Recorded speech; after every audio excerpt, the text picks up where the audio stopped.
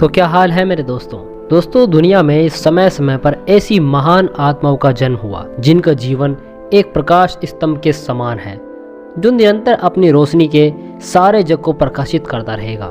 ऐसे ही एक प्रकाश पुंज थे महान कर्मयोगी स्वामी विवेकानंद जी। यहाँ उन्हीं के जीवन से जुड़ी एक कहानी आपको आज मैं सुनाना चाहता हूँ। हमें आशा है कि ये कहानी आपके जीवन में एक नई दिशा देगी, तो कहानी को ध्यान से सुनना। एक बार की बात है, एक बार स्वामी जी अपने आश्रम में एक छोटे पालतू कुत्ते के साथ टहल रहे थे।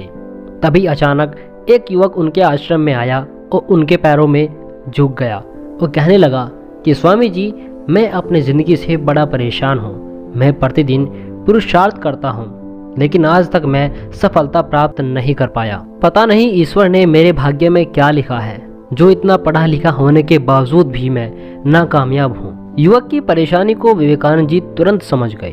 उन्होंने उस युवक को कहा कि भाई, थोड़ा मेरे इस कुत्ते को कहीं दूर से सैर कराकर लेकर आओ, उसके बाद मैं तुम्हारे प्रश्न का उत्तर दूंगा।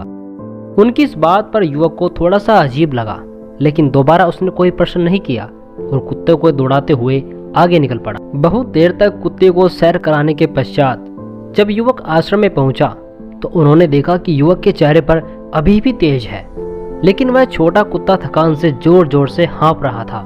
इस पर स्वामी जी ने पूछा कि क्यों भाई, मेरा कुत्ता इतने कैसे थक गया? तुम तो बड़े शांत दिख रहे हो, क्या तुम्हें थकावट नहीं हुई?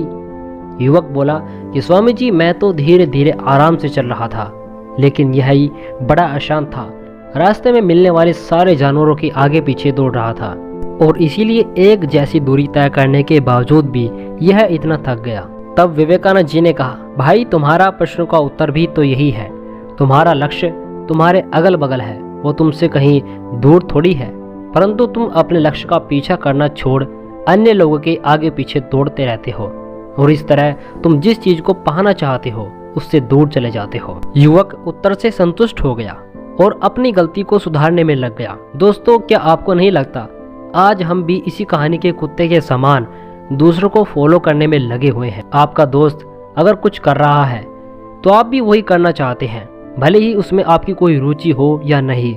ऐसा करके हम अपनी प्रतिभा को खो देते हैं और जिंदगी भर संघर्ष करते रहते हैं। इसीलिए मेरे दोस्तों, दूसरों को फॉलो मत करिए, अपना लक्ष्य बनाइए, अपने आप को पहचानिए और उसके पीछे पूरे लगन से, पूरे मन से काम कीजिए। जय हिंद दोस्तों।